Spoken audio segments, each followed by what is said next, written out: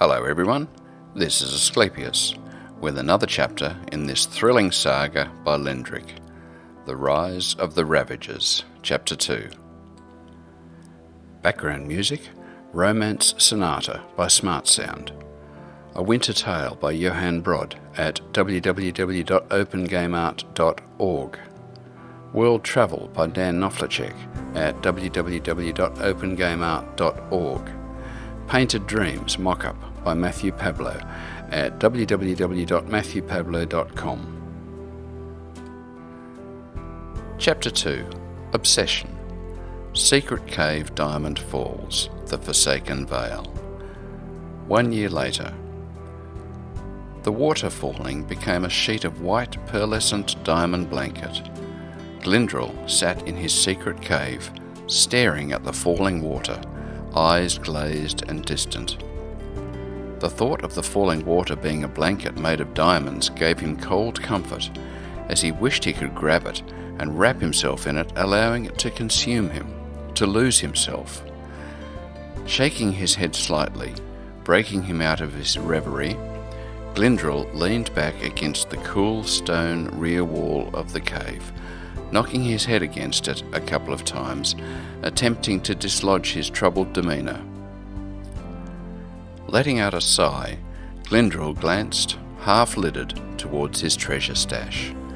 For the past several years, Glendril was collecting and hoarding treasure here in his secret cave, unbeknownst to anyone else. Shuffling over, Glendril grabbed a handful of coins and brought his face close to them, examining them with a close eye. Copper coins, which he flicked uncaringly back into the iron, weather-beaten chest that he kept it all in, although now it overflowed somewhat, given the amount of collectibles inside. Frustration and anger gave way, as Glendril's worry for Stephania increased exponentially. Throwing the remaining coins, Glendril grunted in frustration and grabbed his temples with his hands. The frustration of knowing something wasn't right was coupled with the lack of communication with her and his concern for her well-being. Pacing in the cave, Glendril willed himself to action. Deciding to combat these wanton feelings, he would just go to her treehouse and confront her about the book. The book, the damnable tome that she took from the cave. Ever since that day, she was distant, and Glendril attempted several times to break through her walls and find that carefree, smiling girl he had laid eyes on in the market that day. Given the constant rebukes Glendril was receiving, he needed some time alone, and any other time, coming to his secret cave behind the waterfall would allow him to focus and recharge, always leaving feeling better than when he entered. Not this time, though. The cave wasn't working. Glendril had to attempt something else, and the last thing he was going to accept was that some strange book that appeared out of nowhere would come between him and his new friendship. By the great tree, why had this happened? Was it foretold in some dusty prophecy, written in one of the obsidian halls of damnation? It was such a massive forest, yet they just happened to be running on the spot where the ground would give way. Stephania wasn't even that heavy, especially if Glendril could lift her, as he wasn't that strong. So how could she have caused the ground to give way? Was something else more sinister at work here? All these questions rushed through Glendril's head as he made his way out of the waterfall, feeling the cool water wash over him, shocking his system due to the coldness. Having somewhat already dried from coming into the cave, Glendril was wet all over again. Glendril didn't mind so much. It always made him feel more vibrant after an impromptu shower. Making his way back toward the village of Highvale, Glendril felt better with every step. By confronting Stephania about his fears and concerns for her, he would force her to speak with him and really let him know what was going on with her and her behaviour over the book. The village itself was a quaint treehouse vista comprising numerous styles. The tree houses had the access ladders built into the trunks, with planks and exquisite carvings causing a unique and exotically wooden flavour to the architecture. The style allowed for as little interference with the surrounding forest as possible. The Virtus respect and worship the forest and all that it provides. The virtues of deities that the Virtus worship is to ensure that the balance of the forest is maintained. Slephania's family had recently arrived, a pair of expert clothiers.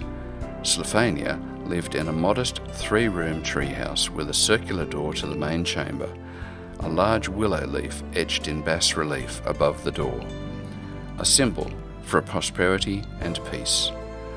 Glendril walked up, the nerves almost getting the best of him and causing him to turn and run.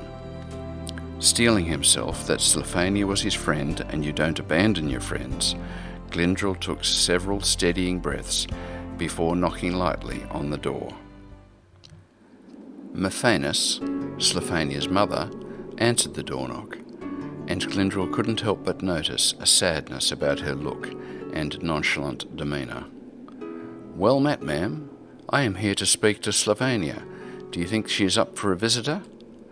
"She is not here, Glendril. She is off with him. He has been constantly coming around, and they go and lock themselves in that room for hours on end, all over that infernal book. Now she has left with him. Where, I know not, but I am concerned. What to do? I couldn't even tell you where to look for her. Perhaps the local tavern?" "I am concerned too, Mephanis. I have been attempting to decide what is the best course of action, possibly getting a hold of that book and hiding it until she learns to come out of the shell and speak with us," stated Glendril. "I just want my daughter back, Glendril. She spoke of you that first night, and she was so excited and full of life, especially to have found a new friend so fast. Jailer and I were really concerned about coming to a new village. She would not find anyone, not fit in. But then she found you, and it was like it was meant to be," Mephanis exclaimed. Glendril flinched at that comment. Memories of his concern for it being premeditated washed over him like another fall's shower, and he couldn't help but feel somewhat guilty. If she hadn't met him, she would still be her old self. "I will do what I can to help get to the issue here. I promise I will do my best." "Thank you, Glendril. You really are a good friend. I really appreciate it," Mephanis breathed, tears flowing that she quickly wiped away. With that, Glendril turned and left. The local tavern was probably a good starting point, but frustration and despair threatened to overwhelm him. Having managed to keep it together for the sake of her mother, now that he was alone again, it was almost too much. At this point, Glendril decided some good company was in order, and veered off toward Alexius's home. Perhaps seeing his best friend would allay some of these fears and doubts that were clawing at his insides like a thornacle beast. Alexius was found behind his house, practicing with his bow. A ready smile played across Glendril's features as he stealthily crept up behind him. Alexius was a solid Etrian, only a year older than Glendril, and had shoulder-length green-dyed hair, tied behind with a ponytail hanging down above the remaining hair that hung straight. Smooth facial features and penetrating blue eyes were marred by a scar on his left cheek he had received from falling from a tree when he and Glendril had been playing hide-and-find 4 years earlier. It bled like a war wound, and even the village mystics' healing poultices could not fully remove the injury, resulting in a scar. Alexius would come to take it in his stride, claiming now he would be even a bigger favourite among the elf maidens. Alexius had his bow drawn, about to fire an arrow, when Glendril, having successfully snuck up behind him, leant in close and quickly clapped his hands right behind his head. The wind generated caused his hair to flutter, and the sudden noise made his shot falter. The arrow flew wide and stuck itself in a tree 20 yards beyond the intended target. Alexius rounded on Glendril and tackled him to the ground. Wrestling around, they both ended up on their backs laughing. How good it felt to laugh again, thought Glendril. having been mired in a fog of misery for quite some time.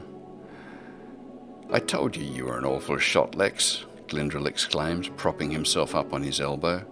"Well, isn't that because you taught me?" Alexis stated, still chuckling in retort.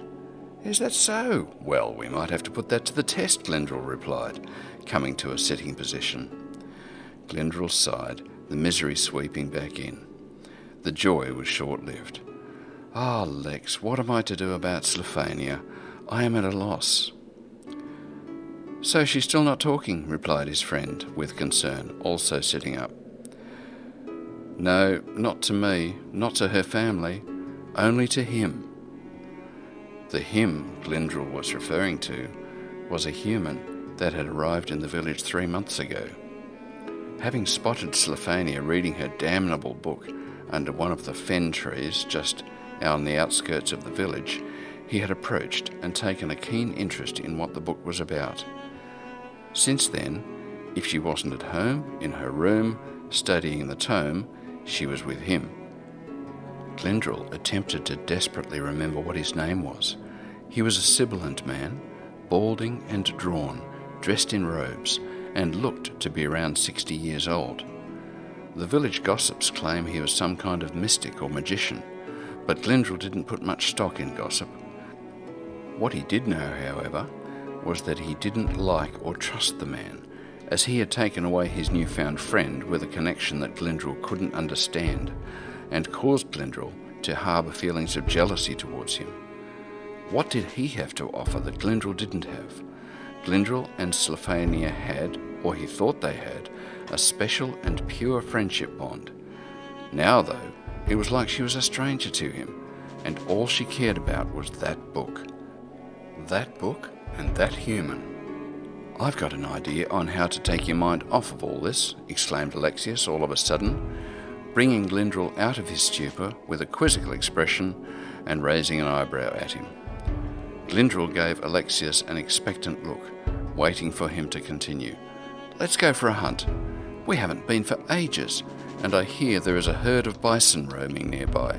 You know they always cheer you up," Alexius announced triumphantly, taking obvious joy in having such a great suggestion. "I don't know. I'm not sure if I'm in the right frame of mind," Glendril replied forlornly, although not flat out refusing. "Come on, it would be great," Alexius stated, standing up and brushing the dirt off his breeches before extending a hand to help Glendril to his feet. Accepting the offered hand, Glendril also stood up and brushed himself down. "Okay then, I guess we're going now?" "No time like the now," replied Alexius. "Let me gather my bow and quiver and get my spare one for you," he added. Shortly afterward, Glendril followed close behind Alexius, moving quickly but quietly through the underbrush.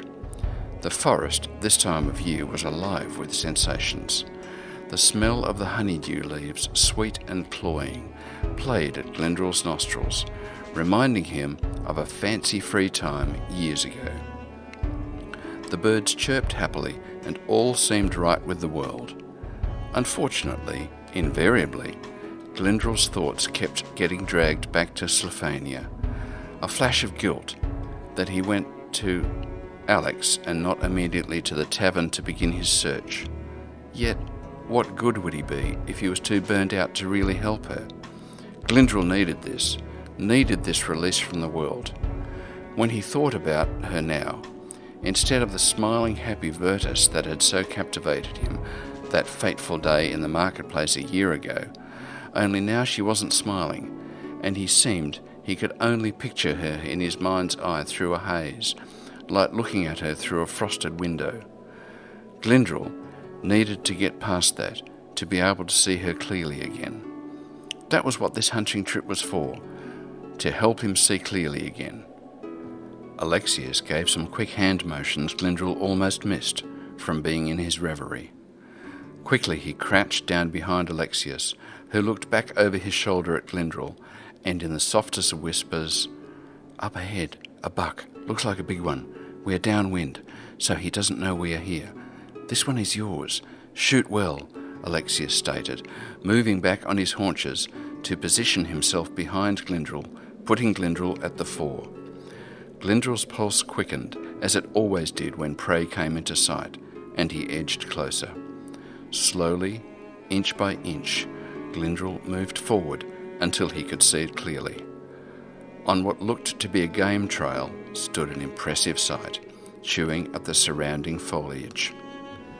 A large buck, massive antlers and strong, muscled body, with tan and white spots speckled over its rear haunch. Where Glendrill crouched, the buck was side on and gave Glendrill a good view on how large and majestic an animal it was.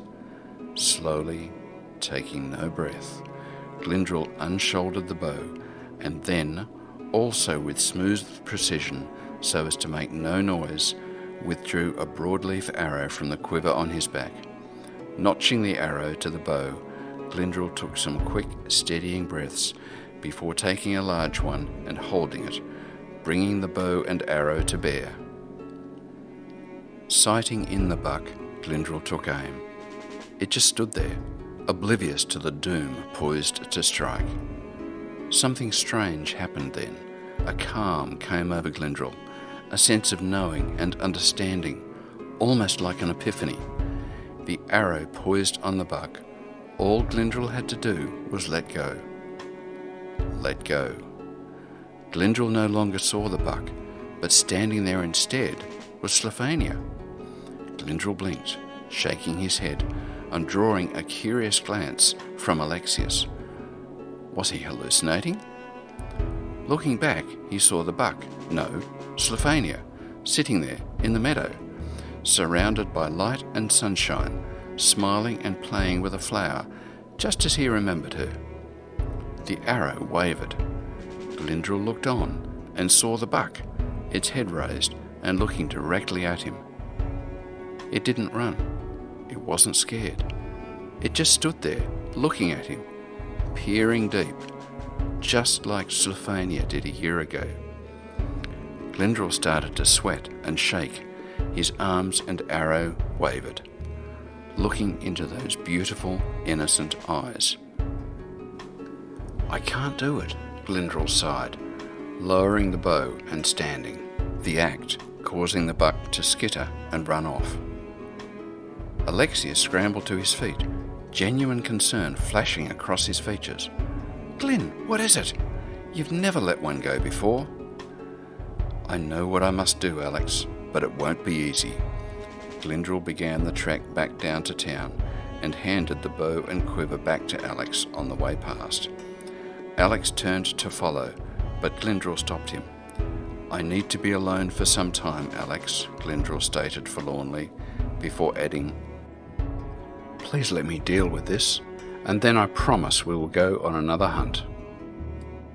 "I'll hold you to that, my friend," Alex replied, still appearing concerned. "I bet you will," replied Glendrill, before turning and walking into the foliage before disappearing. "How goes your study?"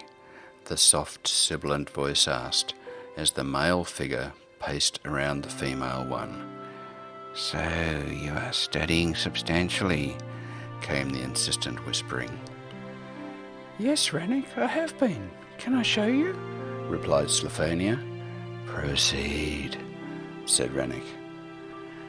Slephania went through some mental exercises she had learned and began the first incantation. A flame sprang up in the middle of her left palm. "Excellent work. Please continue," Rannick stated. "Now expand it to multiples." Slephania began to sweat, yet through great effort ensured that every candle in the premises was ignited at once.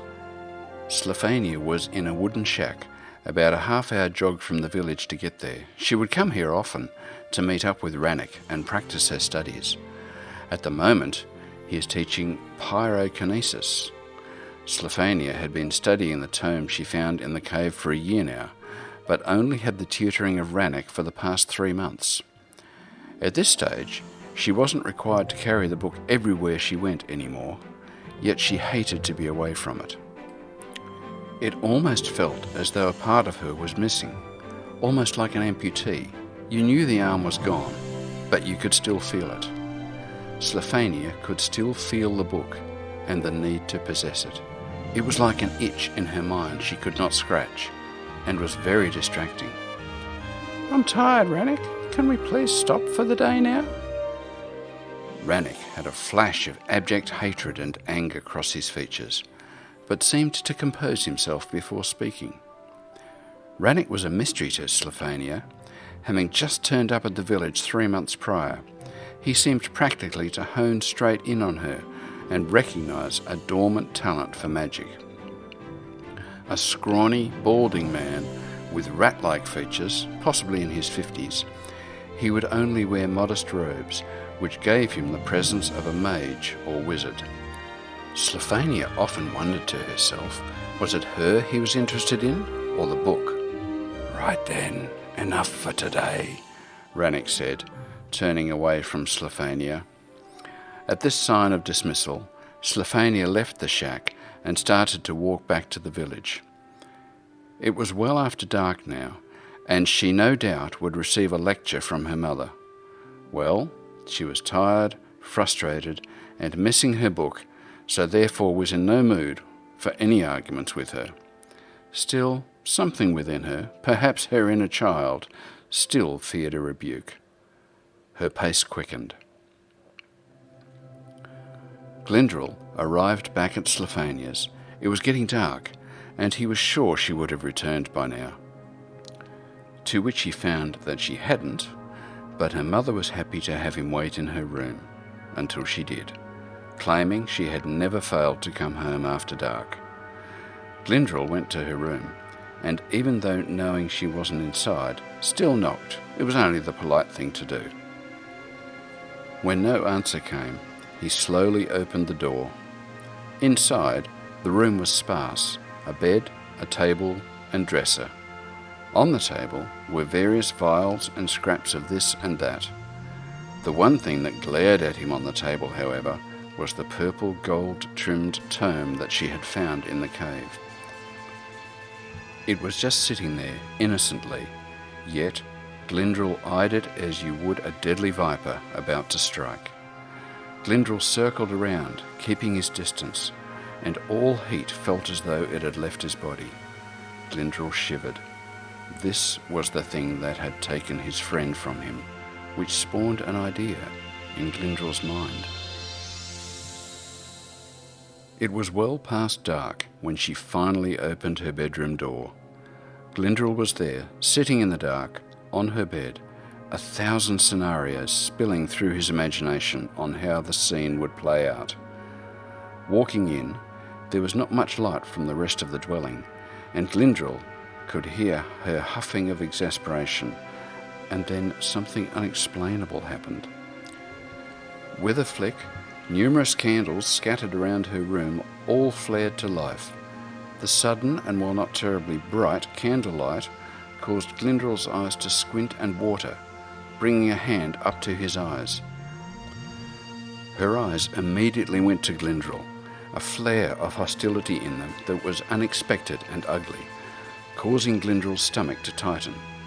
Before saying anything, her gaze swept immediately to her desk where the book had been laying. The book was not there. The space it had been in seemed gaping.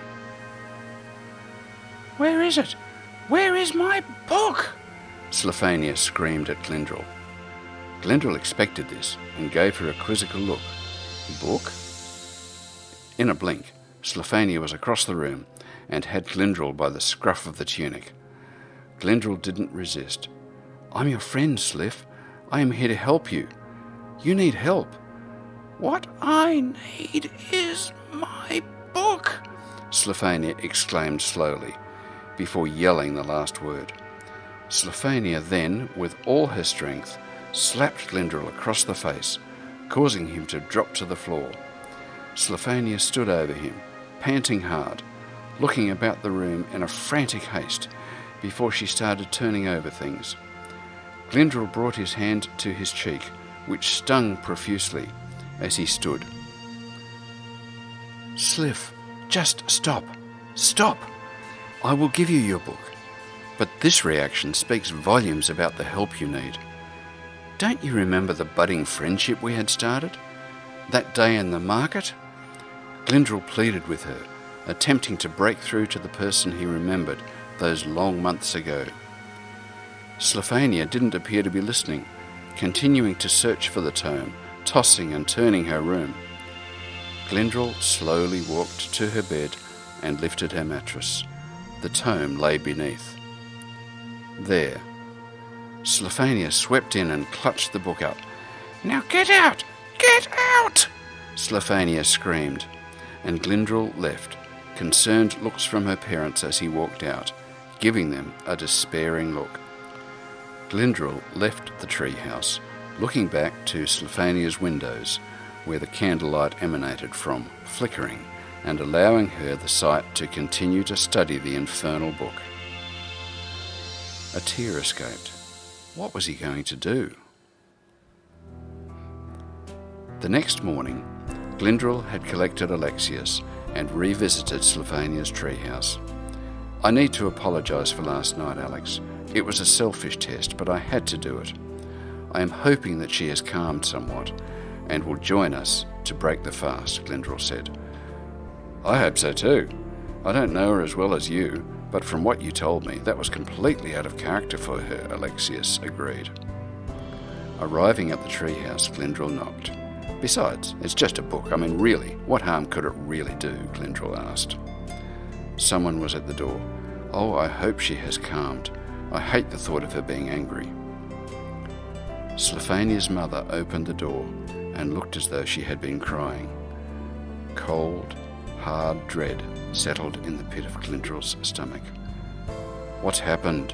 Glendril croaked. "She's gone. She left late last night with that human.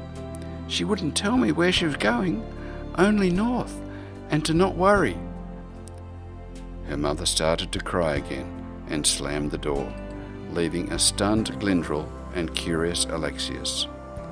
Alexius put a comforting hand on Glendril. "I'm so sorry. What are you going to do?" Glendril barely heard him, still reeling from the shock of the news. "I've got to go after her. I must." "Well, I'm not letting you go by yourself. I am, of course, going to have to come with you. But I have to say, you're taking it very hard. Why is that?" Glendril slowly looked to Alexius, tears streaming down. "Isn't it obvious?" Alexius gave Glendril a quizzical look. "I'm in love with her."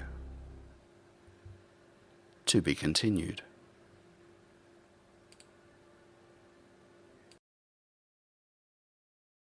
Echoes from the Caverns is brought to you by Lord Baldrith, Asclepius, and Sir Style Teckle. Do you have a piece that you'd like us to read? Please contact us at lordbaldrith@thecaverns.net, Asclepius@thecaverns.net, or style@thecaverns.net.